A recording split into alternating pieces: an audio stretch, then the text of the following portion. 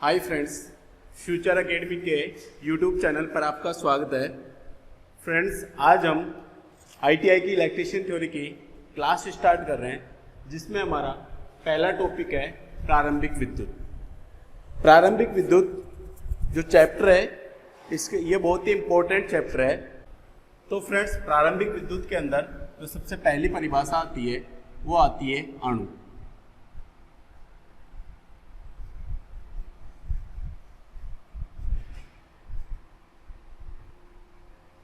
Molecule.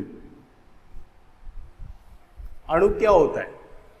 Exam के अंदर कई बार क्वेश्चन होता है अणु किसे कहते हैं। तो जो पदार्थ होता है, पदार्थ का जो सबसे छोटा कण होता है वो कहलाता है अणु। तो अणु की अगर सबसे पहली बात देखें तो पदार्थ का सबसे छोटा कण, पदार्थ का सबसे छोटा कण क्या कहलाता है? अणु कहलाता है। अणु की तो पदार्थ का सबसे छोटा कण क्या कहलाता है? अणु कहलाता है। अणु की कुछ विशेषताएं होती है। ये जो अणु है वो स्वतंत्र अवस्था में रह सकता है। अणु क्या हो सकता है? स्वतंत्र अवस्था में रह सकता है। अगर अगली बात की बात करें अणु के अंदर, तो जो अणु होता है वो भौतिक और रासायनिक दोनों प्रकार की क्रियाओं के अंदर क्या लेता है? भाग लेता है। तो अणु क्या होता है? भौतिक व रासायनिक दोनों क्रियाओं में क्या लेता है? ये भाग लेता है। तो अणु के अंदर अपन को तीन चीजें याद रखनी है। पहला तो क्या है? अणु क्या होता है? पदार्थ का सबसे छोटा कण होता है। दूसरा क्या है? अणु स्वतंत्र अवस्था के अंदर रह सकता है। और तीसरा है अणु है जो भौतिक और रासायनिक दोनों क्रियाओं के अंदर क्या लेता है? भाग लेता है। तो ये तो हो गया आपका अणु। अगली परिभाषा की अगर बात करें तो अगली परिभाषा आती है आपका परमाणु। क्या आती है? परमाणु मतलब एटम। परमाणु क्या होता है? पदार्थ का वही सबसे छोटा कण होता है, लेकिन अणु तो स्वतंत्र अवस्था में रह सकता है, लेकिन ये जो परमाणु होता है वो स्वतंत्र अवस्था में नहीं रह सकता। इसके साथ इसको किसी भी क्रिया के अंदर भाग लेने के लिए किसी दूसरे पदार्थ के अणु की क्या होती है? आवश्यकता पड़ती है। तीसरी जो बात है परमाणु के अंदर, जैसे अणु भौतिक और रासायनिक दोनों प्रकार की क्रियाओं में भाग लेता है, लेकिन ये जो परमाणु होता है वो भौतिक क्रियाओं के अंदर भाग नहीं लेता है। यह ओनली रासायनिक क्रियाओं के अंदर क्या लेता है? भाग लेता है। तो परमाणु के अंदर अपन लिखें तो परमाणु भी क्या होता है? पदार्थ का सबसे छोटा कण। परमाणु क्या होता है? पदार्थ का सबसे छोटा कण होता है। परमाणु क्या होता है? अणु से भी क्या होता है? आपका छोटा होता है। दूसरी बात, परमाणु क्या होता है? स्वतंत्र अवस्था में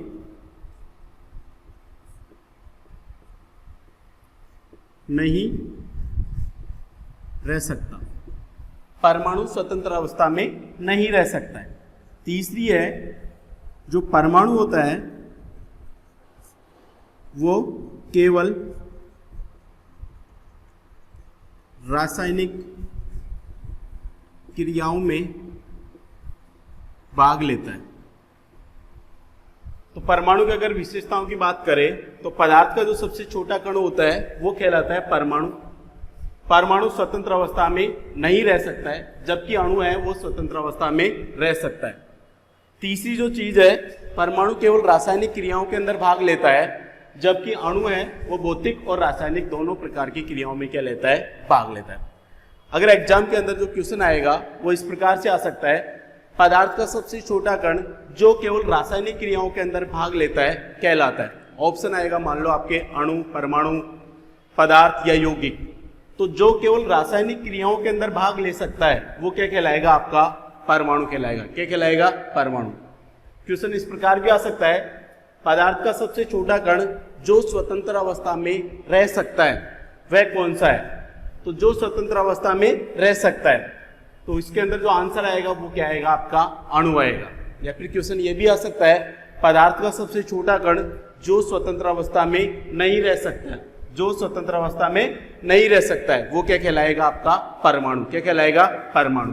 तो ये हो गया आपका अणु और परमाणु। अणु के अंदर आपको याद रखना है, अणु पदार्थ का सबसे छोटा कण होता है।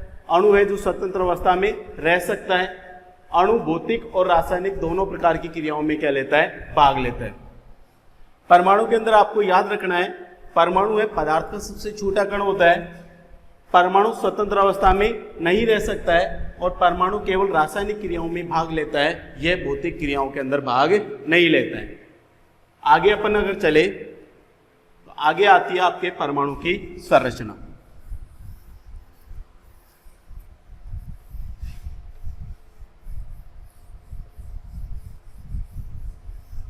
परमाणु की संरचना की बात करने से पहले अपन दे सकते हैं 2 या 2 से अधिक अणु। नोट के अंदर लिख लेना इसको, 2 या 2 से अधिक अणु मिलकर क्या बनाते हैं, पदार्थ। 2 या 2 से अधिक अणु मिलकर किसका निर्माण करेंगे, पदार्थ का। लेकिन 2 या 2 से अधिक परमाणु मिलकर किसका निर्माण करेंगे, अणु का। किसका निर्माण करेंगे, अणु का। तो सबसे छोटा कण कौन सा हो गया आपका, परमाणु, क्योंकि जब 2 परमाणु मिल रहे हैं, क्या मिल रहे हैं, 2 परमाणु, तो उससे किसका निर्माण हो रहा है आपका, अणु का। और जब 2 अणु मिल रहे हैं तो किसका निर्माण हो रहा है आपका, पदार्थ का। किसका निर्माण हो रहा है, पदार्थ। तो परमाणु मिलेंगे तो क्या बनेगा, अणु, और जब अणु मिलेंगे तो क्या बनेगा, पदार्थ। ऐसे ही पदार्थ को यदि छोटे छोटे टुकड़ों में बांटेंगे तो पहले क्या बनेगा, अणु। फिर अणु को भी यदि और छोटे छोटे टुकड़ों में बांटेंगे तो क्या बनेगा आपका, परमाणु। और यदि परमाणु को भी और छोटे छोटे टुकड़ों में बांटे तो ये जो परमाणु होता है वो 3 चीजों से मिलकर बना होता है। ये 3 चीजें होती है, पहला है आपका इलेक्ट्रॉन, दूसरा है आपका क्या, प्रोटॉन, और तीसरा है आपका क्या, न्यूट्रॉन। क्या है, न्यूट्रॉन। तो ये जो परमाणु होता है, ये परमाणु आपकी 3 चीजों से मिलकर बना होता है, इलेक्ट्रॉन, प्रोटॉन और न्यूट्रॉन। यानी कि हम कह सकते हैं परमाणु के अंदर कौन कौन सी चीजें होती है, तो परमाणु के अंदर 3 चीजें होती है। एक तो होता है इलेक्ट्रॉन, एक होता है प्रोटॉन और एक होता है न्यूट्रॉन। तो पदार्थ को तोड़ा तो क्या मिला अपन को, अणु, अणु को तोड़ा तो क्या मिला अपन को, परमाणु, और परमाणु को तोड़ा तो अपन को पास क्या मिले, इलेक्ट्रॉन, प्रोटॉन और न्यूट्रॉन। तो अपन अगर बात करें इलेक्ट्रॉन, प्रोटॉन और न्यूट्रॉन, क्योंकि इसके अंदर से एग्जाम के अंदर हर बार क्वेश्चन आता है इलेक्ट्रॉन, प्रोटॉन और न्यूट्रॉन, तो मैं इनको आपको एक सारणी बना के समझा देता हूं इलेक्ट्रॉन, प्रोटॉन और न्यूट्रॉन के बारे में।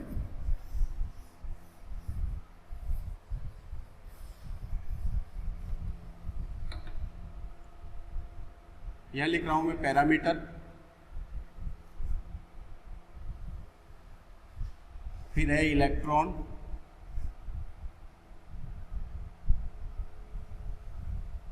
अगला है आपका प्रोटॉन, और तीसरे नंबर पे आता है आपका न्यूट्रॉन।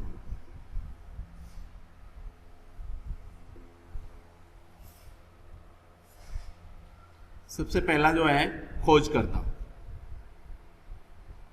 इलेक्ट्रॉन की जो खोज की थी वो की थी जे थॉमसन ने। जे थॉमसन, जे थॉमसन नामक का एक वैज्ञानिक था जिसने किसकी खोज की, आपके इलेक्ट्रॉन की। प्रोटॉन की जो खोज की थी वो की थी गोल्डस्टीन ने। प्रोटॉन की खोज किसने की, गोल्डस्टीन। जो न्यूट्रॉन की जो खोज की थी वो की थी जेम्स चैडविक ने, जेम्स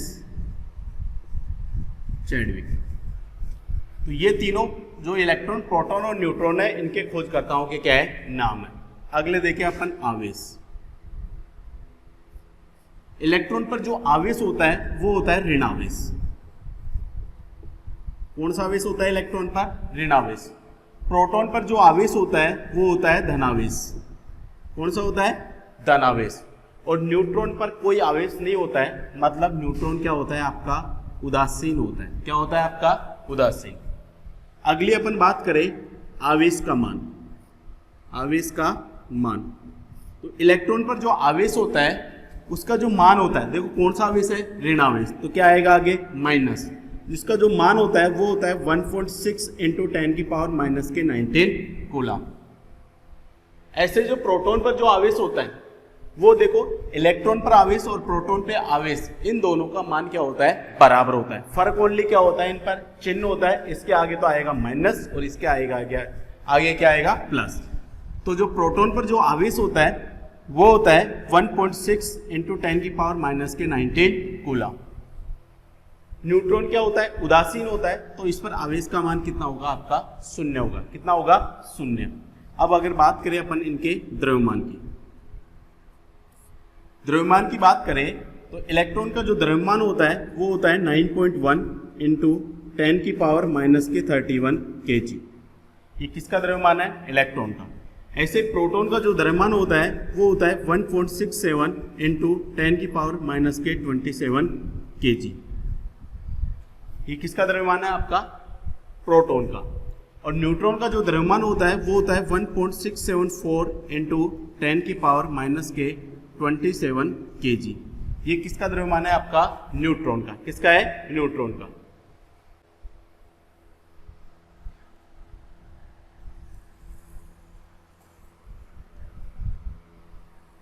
तो ये इलेक्ट्रॉन, प्रोटॉन और न्यूट्रॉन की एक सारणी है। इस सारणी को आपको पूरी को ऐसे कैसे याद रखना है, क्योंकि एग्जाम के अंदर इसके अंदर से बहुत सारे क्वेश्चन आते हैं। एक बार वापस बता देता हूं मैं। यहाँ पर है पैरामीटर, ये है इलेक्ट्रॉन, प्रोटॉन और न्यूट्रॉन। इलेक्ट्रॉन की जो खोज की थी वो किसने की थी, जे थॉमसन ने। प्रोटॉन की जो खोज की थी वो किसने की थी, गोल्डस्टीन ने। न्यूट्रॉन की जो खोज की थी वो किसने की थी, जेम्स चैडविक ने। इलेक्ट्रॉन पर आवेश, इलेक्ट्रॉन पर आवेश कौन सा होता है, ऋण आवेश। प्रोटॉन पर आवेश कौन सा होता है, धन आवेश। न्यूट्रॉन क्या होता है, उदासीन होता है। इलेक्ट्रॉन पर जो आवेश है उसका मान कितना होता है, माइनस के 1.6 इंटू 10 की पावर माइनस के 19 कूलम। प्रोटॉन पर जो आवेश होता है वो क्या आएगा, माइनस की जगह क्या आ जाएगा, प्लस। देखो इन दोनों का मान बिल्कुल क्या है, बराबर है। केवल किसमें, ऋणावेश और धनावेश का ही क्या है इसके अंदर फर्क है। तो यहाँ पर जो आवेश है वो आएगा 1.6 इंटू 10 की पावर माइनस के 19 कूलम। और न्यूट्रॉन पर जो आवेश रहेगा वो कितना रहेगा, 0।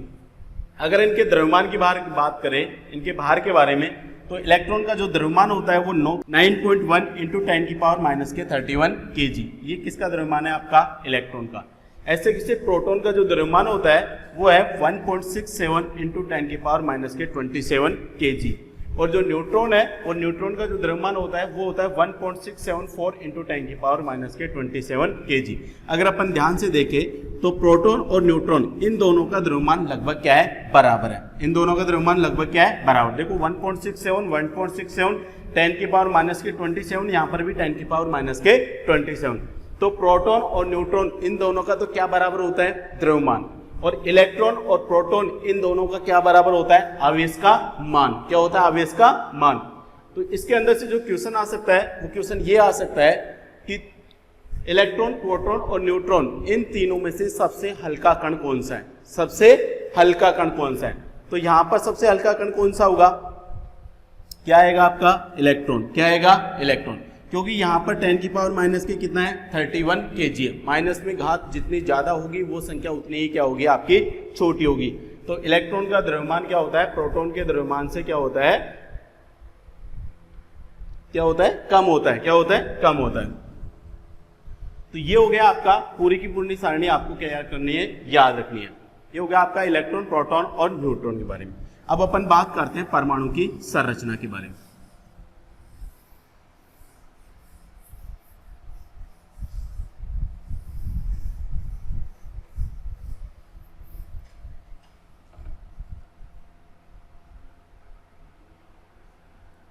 परमाणु की संरचना। अपन ने देखा है जो परमाणु होता है वो 3 चीजों से मिलकर बना होता है, इलेक्ट्रॉन, प्रोटॉन और न्यूट्रॉन। तो परमाणु का क्या होता है, एक केंद्रीय भाग होता है, वो क्या कहलाता है आपका, नाभिक। मान लो ये इसका सेंटर पॉइंट है, ये क्या कहलाएगा आपका, नाभिक। ये एक परमाणु है, ये परमाणु का केंद्रीय भाग है जो क्या कहलाएगा आपका, नाभिक। इस नाभिक के चारों तरफ क्या होती है, स्थिर कक्षाएं होती है। क्या होती है, स्थिर कक्षाएं।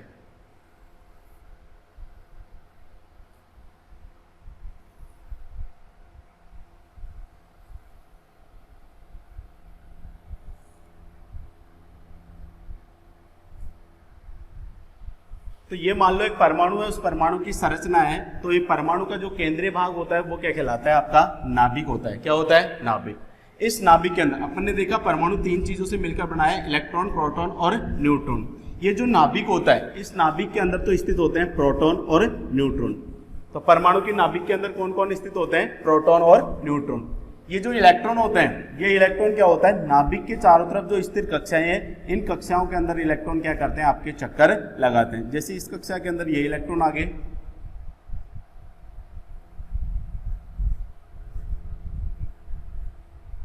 ये क्या हो जाएंगे? आपके इलेक्ट्रॉन हो जाएंगे। ये इलेक्ट्रॉन क्या करते हैं? इन कक्षाओं में क्या लगाते रहते हैं? चक्कर लगाते रहते हैं। तो इसके अंदर अगर परमाणु की संरचना की अगर बात करें तो जो परमाणु का केंद्रीय भाग होता है, परमाणु का केंद्रीय भाग क्या कहलाता है? आपका नाभिक कहलाता है। क्या कहलाता है? नाभिक। इस नाभिक के अंदर कौन कौन स्थित होते हैं? तो नाभिक के अंदर कौन कौन स्थित होते हैं? प्रोटॉन और न्यूट्रॉन। प्रोटॉन और न्यूट्रॉन कहाँ स्थित होते हैं? परमाणु के अंदर, नाभिक के अंदर। नाभिक के चारों तरफ क्या होती है? स्थिर कक्षाएं।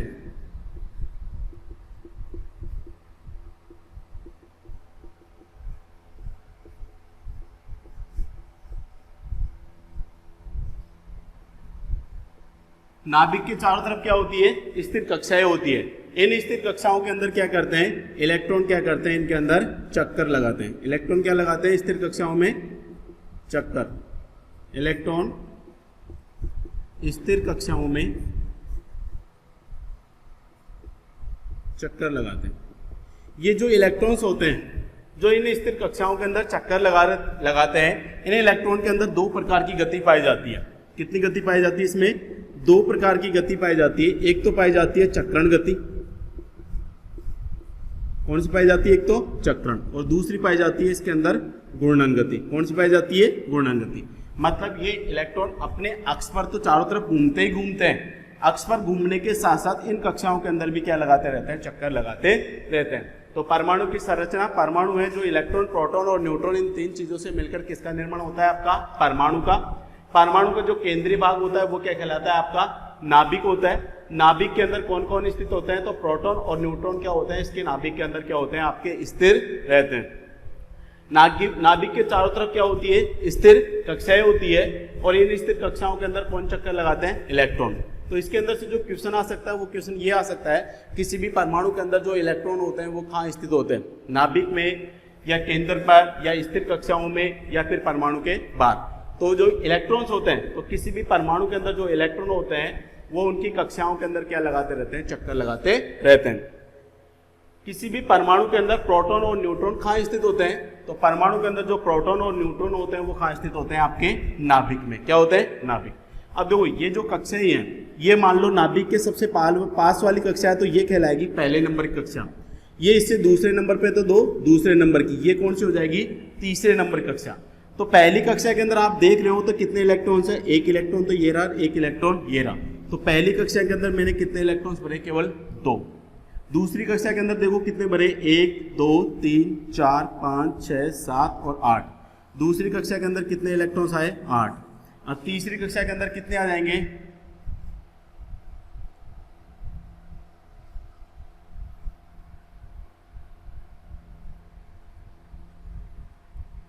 ये तीसरी कक्षा के अंदर क्या आ जाएंगे? आपके इलेक्ट्रॉन्स। जो तीसरी कक्षा के जो अंदर इलेक्ट्रॉन्स आएंगे वो आएंगे कितने? 18। कितने आएंगे? 18। तो इन कक्षाओं के अंदर जो ये इलेक्ट्रॉन्स आते हैं, इन इलेक्ट्रॉनों का मान क्या होता है? फिक्स रहता है। अब ये जो इलेक्ट्रॉन भरे जाते हैं, इनका जो फॉर्मूला होता है, जो सूत्र होता है, वो सूत्र होता है 2n²। क्या होता है? 2n²। यहाँ पर n बराबर क्या है? आपके कक्षाओं की संख्या। n बराबर क्या है? कक्षाओं की संख्या। मान लो मेरे को पहली कक्षा के अंदर इलेक्ट्रॉन की संख्या ज्ञात करनी है। किसकी संख्या ज्ञात करनी है? इलेक्ट्रॉन की। तो दो तो ऐसे कैसे आ जाएगा? n बराबर क्या है? कक्षाओं की संख्या। इस कक्षा के अंदर मेरे को इलेक्ट्रॉन की संख्या ज्ञात करनी है, तो ये कक्षा की संख्या कितनी है? 1। तो n की जगह कितना आ जाएगा? आपका 1। और इसका क्या करेंगे? स्क्वायर। 1 का स्क्वायर क्या आएगा? आपका 1। और 1 को 2 से गुणा करेंगे तो कितना आ जाएगा? आपका 2। तो पहली कक्षा के अंदर इलेक्ट्रॉन की संख्या कितनी आ गई? आपकी 2। अगर मेरे को मान लो इस दूसरी कक्षा के अंदर इलेक्ट्रॉन की संख्या ज्ञात करनी है, तो और तो सब चीज सेम रहेगा। यहाँ पर n बराबर कक्षाओं की संख्या 1 की जगह कितना आ जाएगा? आपका 2। 2 का स्क्वायर कितना हो जाएगा? 4। 4 को 2 से गुणा करोगे तो कितना आ जाएगा? 8। तो दूसरी कक्षा के अंदर इलेक्ट्रॉन की संख्या कितनी होगी? आपकी 8 होगी। इसी प्रकार अपन को यदि तीसरी कक्षा के अंदर इलेक्ट्रॉन की संख्या ज्ञात करनी है तो यहाँ पर n की जगह कितना आ जाएगा 3, और 3 को 3 से गुणा करेंगे कितना आएगा 9, और 9 को 2 से गुणा करेंगे कितना आ जाएगा 18।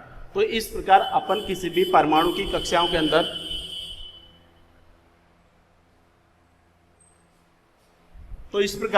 किसी भी कक्षा के अंदर इलेक्ट्रॉन की संख्या का क्या कर सकते हैं, निर्धारण कर सकते हैं। तो ये होगी आपकी परमाणु की संरचना।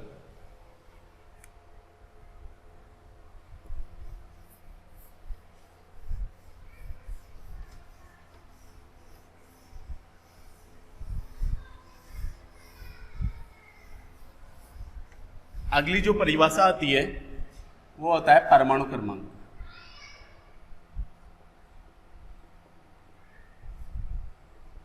परमाणु क्रमांक क्या होता है, किसी भी परमाणु के अंदर इलेक्ट्रॉन या फिर प्रोटॉन इनकी जो संख्या होती है वही क्या कहलाता है, आपका परमाणु क्रमांक। तो परमाणु क्रमांक की परिभाषा हो जाएगी किसी भी परमाणु में इलेक्ट्रॉन या प्रोटॉन की संख्या क्या कहलाता है, उसका परमाणु क्रमांक कहलाता है। क्या कहलाता है, परमाणु क्रमांक। अगला है आपका परमाणु भार। क्या है, परमाणु भार। अपन ने पढ़ा परमाणु का जो नाभिक होता है, नाभिक के अंदर कौन कौन स्थित होते हैं, प्रोटॉन और न्यूट्रॉन। तो किसी भी परमाणु के अंदर प्रोटॉन और न्यूट्रॉन इन दोनों की संख्याओं का जो योग होएगा वो क्या कहलाएगा, आपका परमाणु भार। क्या कहलाएगा, परमाणु भार। तो किसी भी परमाणु में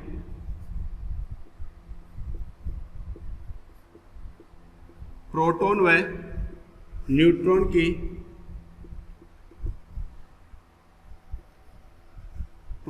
न्यूट्रॉन की कुल संख्या क्या कहलाएगा, आपका परमाणु भार कहलाता है। क्या कहलाता है, परमाणु भार। तो ये हो गया आपका परमाणु क्रमांक और ये हो गया आपका परमाणु भार। अगला जो परिभाषा है, अगली परिभाषा है आपकी संयोजी इलेक्ट्रॉन।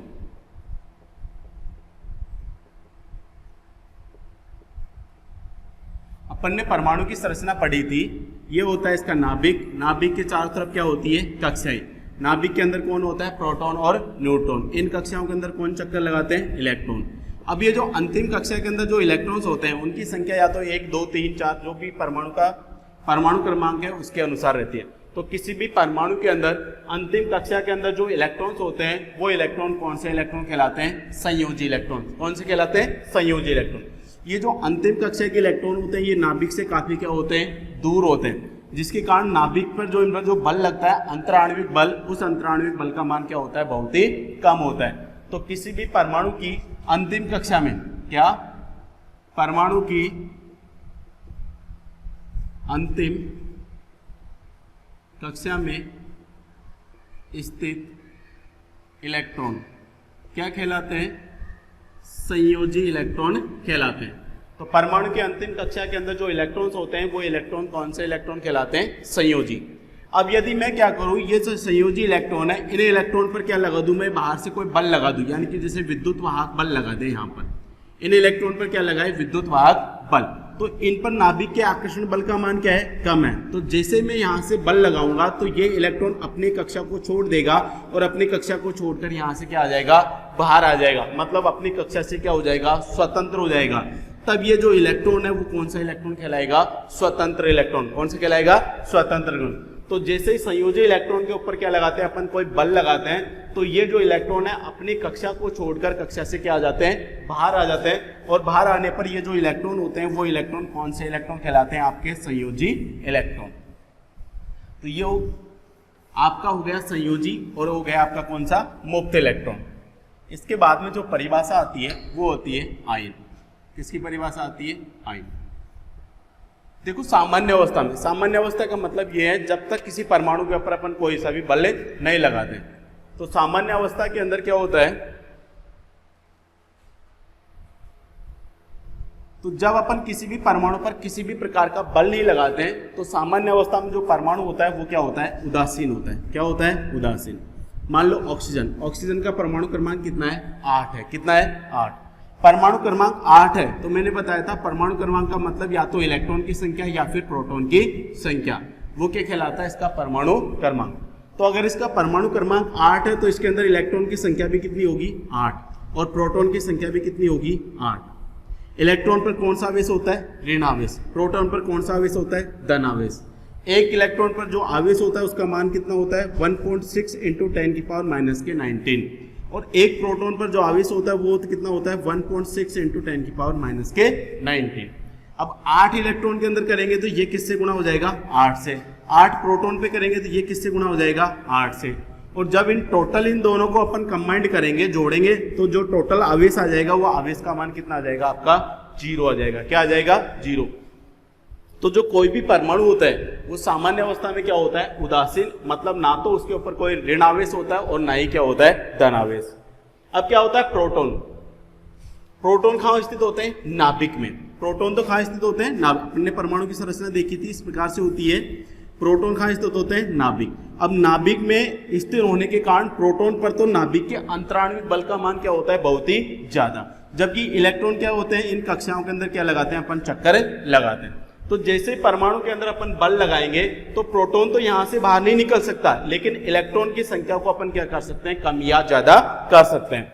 तो जो आयन होता है वो आयन क्या होता है, आवेश युक्त परमाणु का जो समूह होता है वही क्या कहलाता है, आयन। यानी कि जब किसी परमाणु पर क्या आ जाए, आवेश आ जाए, किसी परमाणु पर क्या आ जाए, आवेश, तो वो क्या बन जाएगा, आपका आयन बन जाएगा। क्या बन जाएगा, आयन। तो आयन की परिभाषा देखें तो आवेश युक्त परमाणुओं का समूह क्या कहलाता है, आपका आयन कहलाता है। आयन दो प्रकार का होता है, एक तो होता है धनायन और दूसरा होता है कौन सा, आपका ऋणायन। अगर अपन बात करें धनायन की, तो जब किसी परमाणु के अंदर निर्धारित संख्या की तुलना में इलेक्ट्रॉन की संख्या में क्या होती है, कमी होती है। क्या, किसी परमाणु में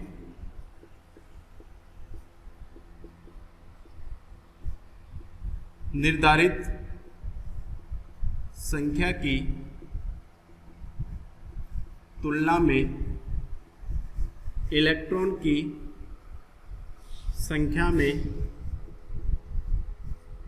कमी होती है। इलेक्ट्रॉन की संख्या में क्या होती है, कमी होती है। तो उस परमाणु पर कौन सा आवेश आता है, धनायन आता है। कौन सा आता है, धनायन। और जबकि क्या होगा, किसी परमाणु में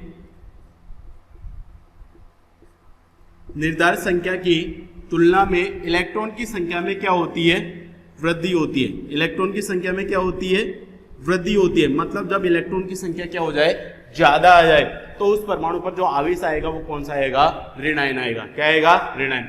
तो जब परमाणु के अंदर इलेक्ट्रॉन की संख्या कम हो जाएगी तब तो कौन सा आवेश आएगा, धनायन।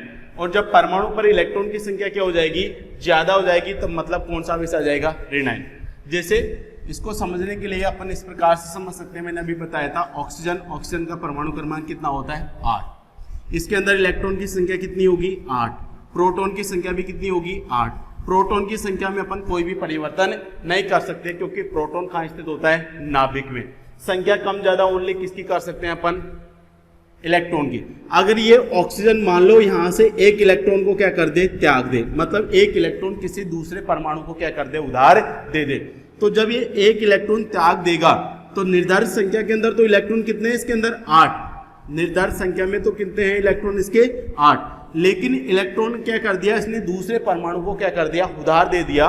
तो जब यही एक इलेक्ट्रॉन किसी दूसरे परमाणु को उधार दे देगा तो 8 में से एक गए तो इसके पास ओनली कितने इलेक्ट्रॉन बचेंगे, 7 इलेक्ट्रॉन ही बचेंगे ना। और जब ये 7 इलेक्ट्रॉन बचेंगे तो इस परमाणु में क्या हो गया, निर्धारित संख्या की तुलना में इलेक्ट्रॉन की संख्या में क्या हो गई, कमी। और जब इलेक्ट्रॉन की संख्या में कमी हो गई तो इस परमाणु पर कौन सा आवेश आ जाएगा, धन आवेश। अब देखो ऐसे समझ लो, एक इलेक्ट्रॉन पर जो आवेश होता है उसका मान कितना होता है, -1.6 × 10⁻⁻19 होगा ना। यहाँ पर प्रोटॉन 8 के 8 है, तो प्रोटॉन पर जो आवेश आएगा 1.6 × 10⁻⁻19 होगा, नहीं होगा। यहाँ पर ये 8 से गुणा हो रहा है, यहाँ पर ये 7 से गुणा हो रहा है। तो इस संख्या का मान तो क्या आएगा, कम, और इस संख्या का मान क्या आएगा, ज्यादा। तो ज्यादा कौन से का चार्ज का मान है, प्लस का। तो इस परमाणु पर जो आवेश आएगा वो कौन सा आवेश आएगा, धन आवेश। कौन सा आएगा, धन आवेश।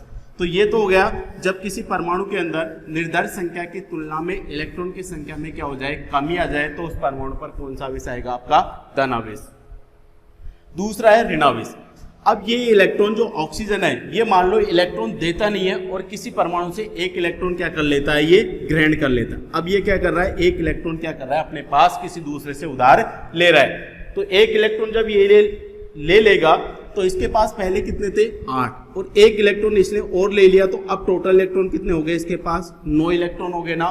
मतलब निर्धारित संख्या की तुलना में इलेक्ट्रॉन की संख्या क्या हो गई, ज्यादा। और जब किसी परमाणु में निर्धारित संख्या की तुलना में इलेक्ट्रॉन की संख्या ज्यादा होती है तो उस पर कौन सा आवेश आता है, ऋण आवेश। कौन सा आता है, ऋण आवेश। क्योंकि अब यहां पर जो गुणा होगा वो 9 से गुणा होगा माइनस के, और यहां पर जो गुणा होगा वो 8 से ही होगा, 1.6 इंटू 10 की पावर माइनस के 19। अब इस संख्या का मान तो क्या होगा, ज्यादा, और इस संख्या का मान क्या होगा, कम। तो इस के ऊपर जो आवेश आएगा, तो जो टोटल मान आएगा वो कौन सा मान ज्यादा रहेगा, माइनस का। तो इस परमाणु पर जो आवेश आएगा वो कौन सा आ जाएगा, ऋण आवेश। तो आयन होता है, आवेश युक्त परमाणु का जो समूह होता है वो क्या कहलाता है, आयन। आयन दो प्रकार का होता है, एक तो धनायन होता है और एक क्या होता है, ऋणायन। जब किसी परमाणु के अंदर निर्धारित संख्या की तुलना में इलेक्ट्रॉन की संख्या में क्या होती है, कमी होती है, तो कमी होती है तो कौन सा आवेश आएगा, धनायन। और जब इलेक्ट्रॉन ज्यादा होंगे तो कौन सा आवेश आएगा, ऋणायन। कौन सा होगा, ऋणायन। तो ये हो गया आपका आयन। तो फ्रेंड्स आज के लिए बस इतना ही। अगली जो क्लास है वो अपन कल